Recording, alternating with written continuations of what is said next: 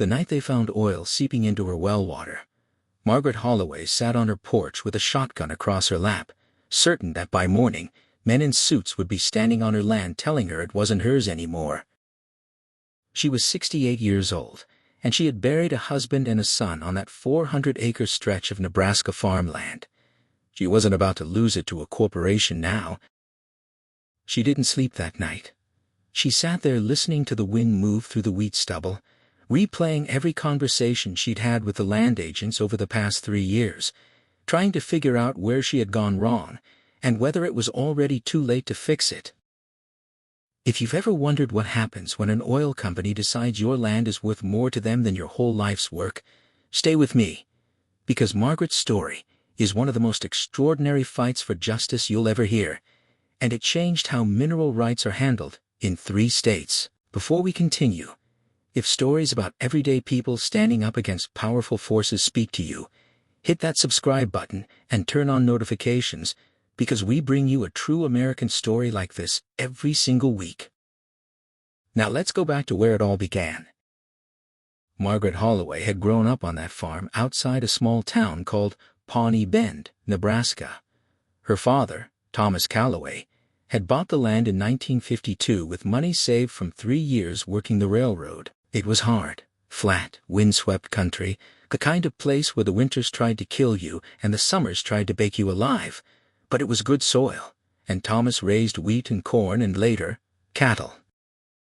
Margaret remembered her father walking the fields at dawn with a coffee tin in his hand, checking the soil between his fingers before he ever turned on the tractor.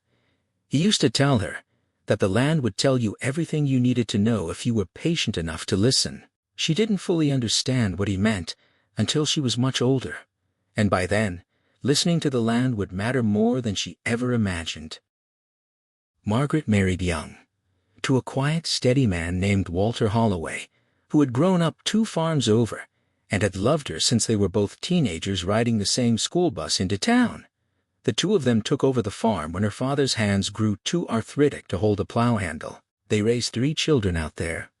A daughter named Susan who became a school teacher in Lincoln, a son named David who stayed close and worked the farm alongside his father, and a younger son named Peter, who left for the Navy and rarely came home.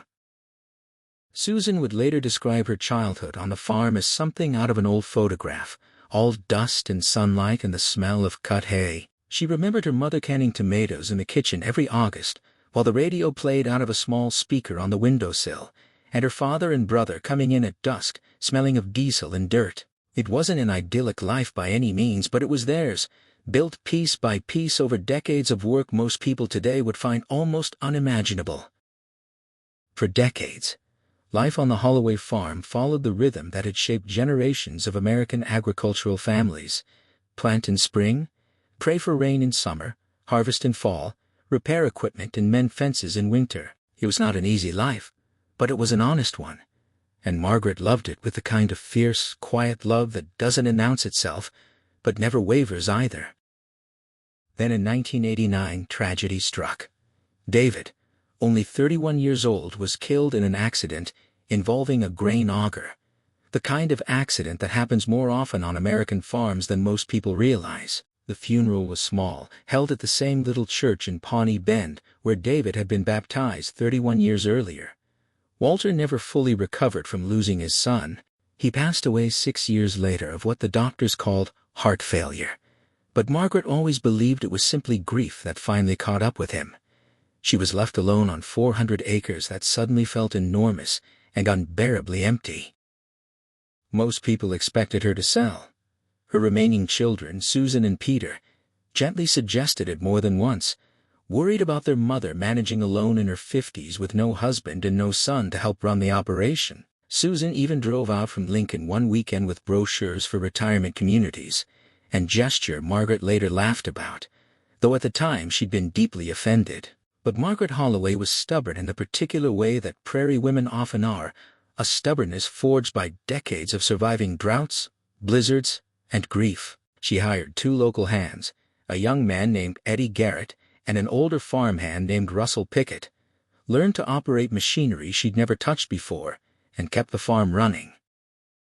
This is where many people, especially viewers who've spent decades building something of their own, will understand exactly what was at stake for Margaret. It wasn't just dirt and crops. It was every memory of her husband teaching their children to drive a tractor, every Sunday dinner on that porch, every grave in the small family cemetery at the edge of the property. For Margaret, the farm wasn't property. It was the physical evidence that her family had existed, had loved each other, had mattered. In 2003, a representative from a company called Heartland Resource Group showed up at her door. He introduced himself as a land agent named Gary Mosley and explained, in friendly, practiced tones, that geological surveys suggested there might be valuable mineral deposits beneath portions of her land. He offered to lease the mineral rights for what sounded, to a woman who had never dealt with anything like this before, like a substantial sum of money, enough to cover several years of equipment repairs and maybe even allow her to hire a full-time hand instead of relying on seasonal help. Margaret, cautious by nature but also aware that farm income had been unpredictable in recent years due to drought conditions across the Midwest, consulted a local attorney named Harold Whitfield, a man who had handled her father's estate decades earlier and whom she trusted completely. Harold reviewed the contract and warned her that the language was vague regarding surface rights and water table protections. "Margaret," he told her, sitting across from her at his cluttered desk in town, "this contract protects them a lot more than it protects you. I'd want stronger language before I signed anything." He advised her to negotiate harder or walk away entirely. But Gary Mosley returned with a revised offer and considerable pressure, mentioning that neighboring farms had already signed similar agreements and that the company's interest in the area might not last much longer. Margaret, feeling isolated and worried about being the only holdout in the area, and increasingly tired of feeling like she was standing in the way of money that could genuinely help her, eventually signed a modified lease in early 2004, one that allowed exploratory drilling, but she believed protected her water rights and required restoration of any disturbed land. For nearly 2 years nothing happened. Then, in late 2005, drilling equipment arrived. Margaret was told it was for exploratory purposes only, but what followed was a transformation of her land that she had never agreed to and never anticipated. Heavy machinery cut access roads through fields that had grown wheat for 50 years. Drilling rigs went up near the eastern boundary of her property, close enough that the noise disturbed her cattle and, more alarmingly, close enough to her primary water well that Margaret began noticing changes within months. The water from her tap started carrying a faint chemical smell, something sharp and almost sweet that she couldn't quite place at first, but that made her stomach turn every time she filled a glass. Her cattle, drinking from a pond fed by groundwater, began showing signs of illness, going off their feed, standing listless in the shade longer than usual, and in 2 cases, simply dying without explanation. This is the part of Margaret's story that connects to something many of our viewers may have lived through themselves, dealing with companies, contracts, or bureaucracies that seem designed to confuse and overwhelm ordinary people. Margaret called Heartland Resource Group repeatedly. She was told the smell was likely unrelated to drilling activity, that further testing would be conducted, that there was no cause for alarm. Margaret didn't believe them. She drove 40 miles to the county extension office and asked for help testing her water herself. An agricultural extension agent named Roger Pemberton agreed to assist her, and together they collected samples from her well, her pond, and a creek that ran along the southern edge of her property. They sent these samples to a laboratory at the State University in Lincoln. The results, which arrived nearly 6 weeks later, confirmed Margaret's worst fears. Her water contained elevated levels of benzene and other hydrocarbon compounds, contamination consistent with drilling fluid runoff, or a compromised well casing. For viewers unfamiliar with the term, a well casing is essentially a steel and cement barrier inserted around a drilled well to keep the well bore from collapsing and, critically, to prevent drilling fluids and hydrocarbons from leaking into the surrounding groundwater. When that casing fails or is installed improperly, contaminants can migrate directly into the water table that wells like Margaret's draw from. The levels detected in her water were not immediately life-threatening, but they were well above safe drinking standards, and continued exposure posed serious long-term health risks, including potential damage to the liver, kidneys, and bone marrow. Margaret took these results back to Harold Whitfield, who recognized immediately that this was no longer a simple lease dispute. This was potential environmental contamination, and depending on how the courts viewed her original lease agreement, Heartland Resource Group might bear significant liability, not just for cleanup, but for damages to her land, her livestock, and her health. What Margaret did next surprised everyone who knew her, because Margaret had never been the kind of woman who sought attention or made noise.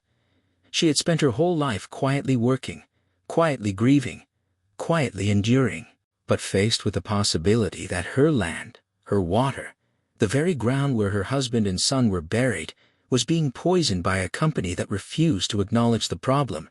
Something in her hardened into resolve. She began documenting everything.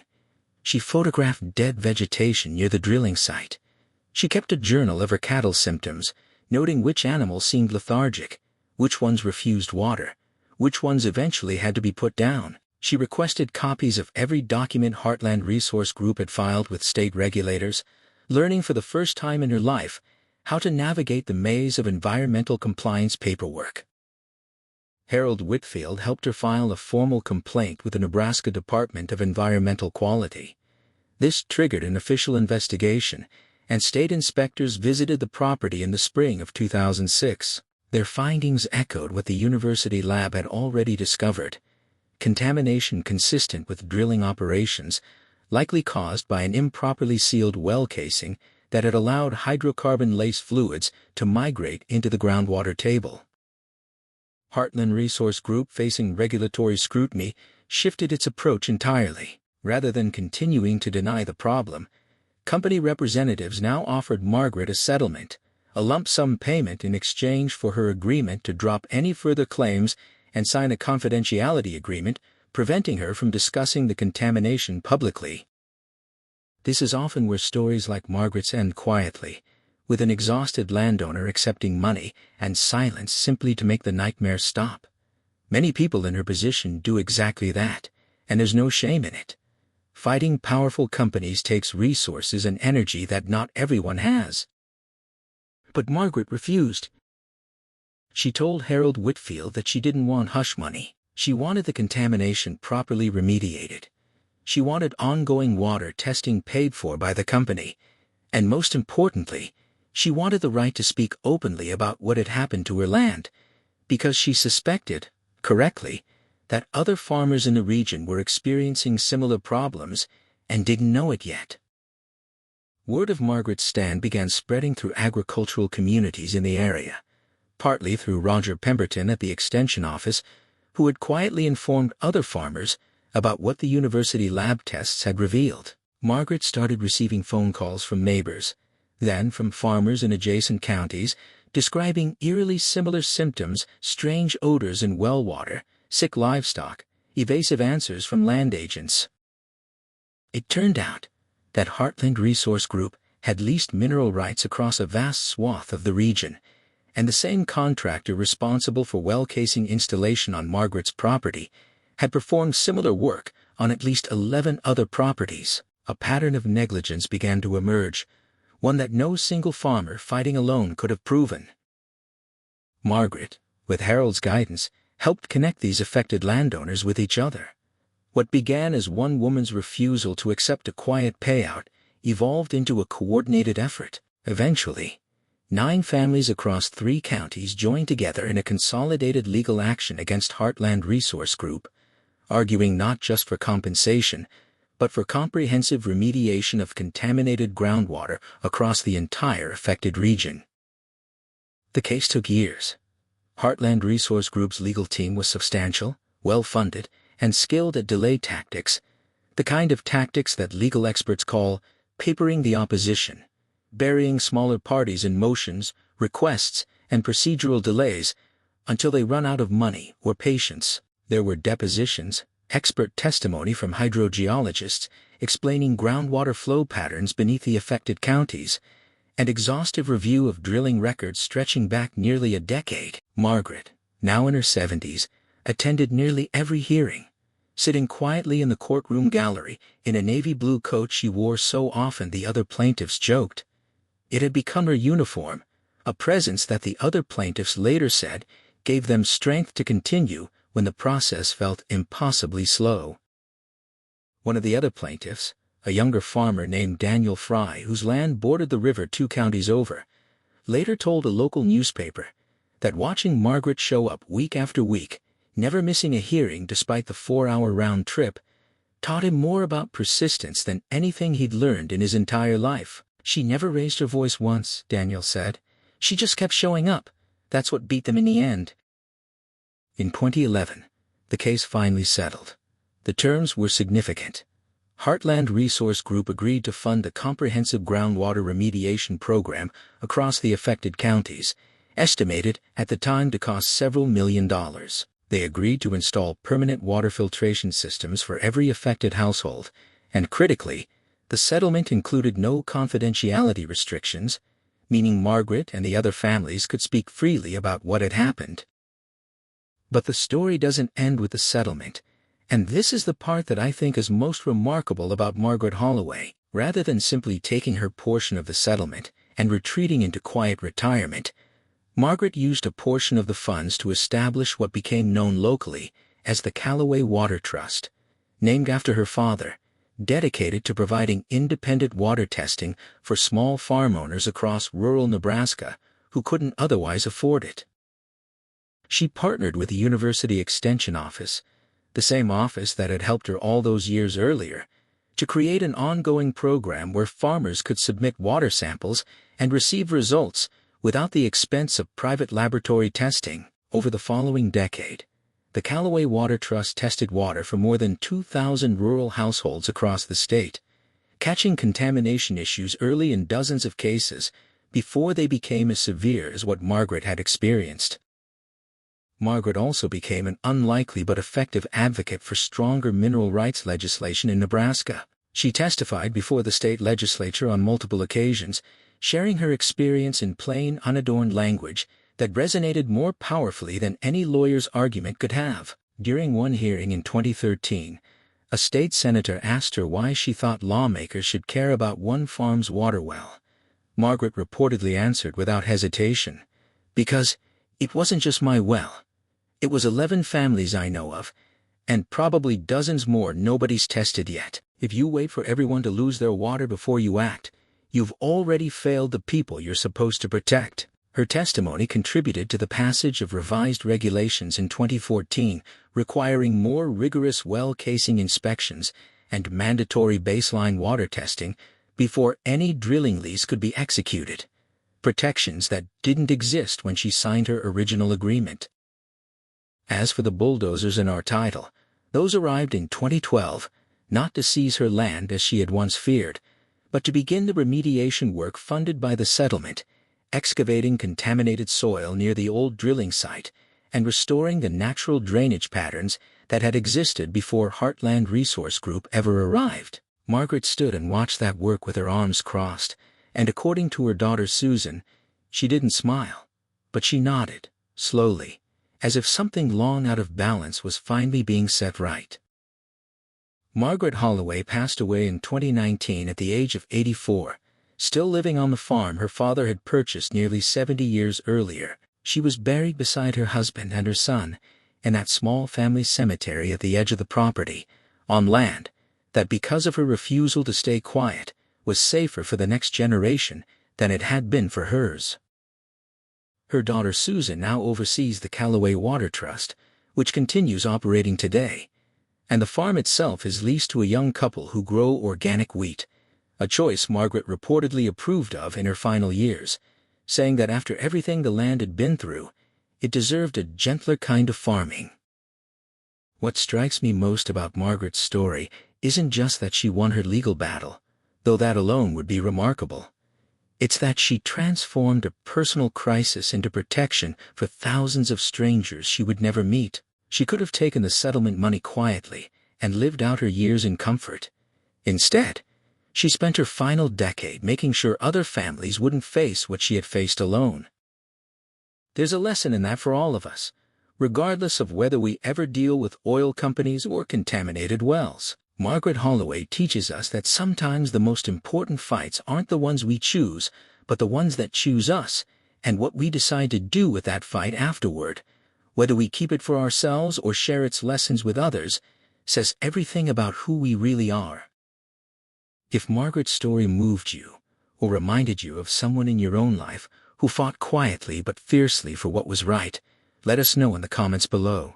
And if you haven't already, please subscribe and join our community because we have many more true American stories just like this one waiting to be told.